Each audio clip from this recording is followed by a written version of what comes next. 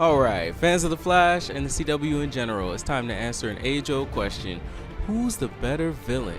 We've had a lot of characters on The Flash these past 4 seasons, and even though I'm going through some old footage, I just want to take a look at some of our favorite villains. Personally, I think the series' best villain is Reverse Flash, starting off as the original creepy stalker, dangerous speedster that came up against Barry. And Barry's constantly racing against other speedsters, trying to figure out who's the fastest person, trying to prove himself, but none have had quite an impact as Reverse Flash had in his debut in season 1.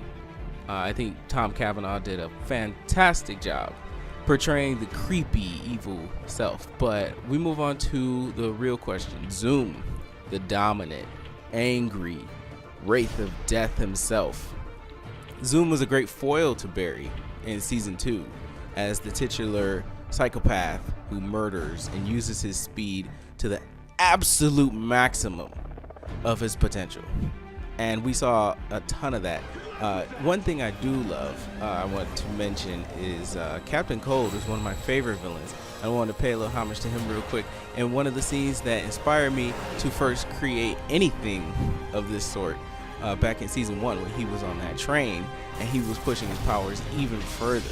I just love how somebody as human as Captain Cold with nothing but a plan and a gun that shoots ice can make such feats such as this happen. And I think he's an important part of what makes Barry's character a hero, because he serves as the reoccurring criminal element to the show. But that ice gun adds a little bit of fantasy to it, and even that ice gun can slow Barry down. So I just thought that was great, and I loved seeing him in any episode. But back to the main point. We start with our first fight against Zoom as he confronts him at Star Labs and tries to use a lightning toss trick on him, which, as us experienced fans of the show know, that he was actually the person who taught Barry the lightning trick. So it only makes sense that he'd be able to counter it. But just take a look.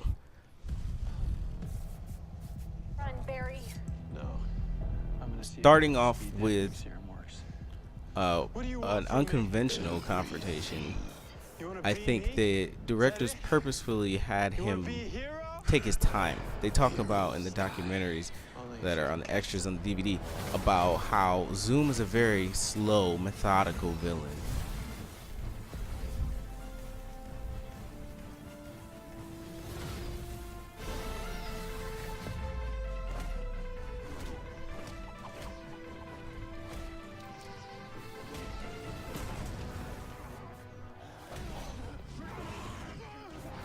Vicious fight scenes here. I love how he just snaps Barry's back. I just love that level of despair that he created. Almost an invincible speed demon of sorts. I am the fastest man alive.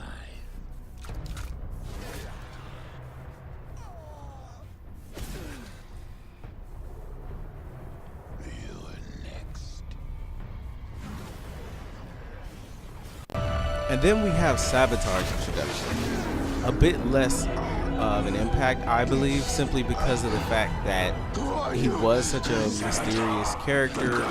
Not a lot of information had been, given about him at this point.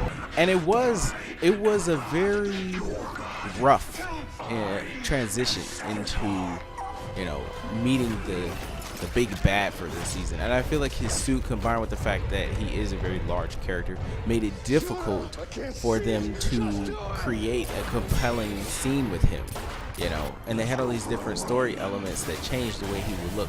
Fantastic CG work on some of these scenes, not so good on others, but I do agree that his suit is absolutely amazing, and the sheer amount of speed that he has and displaying this power has definitely left an impression that the other villains hadn't quite.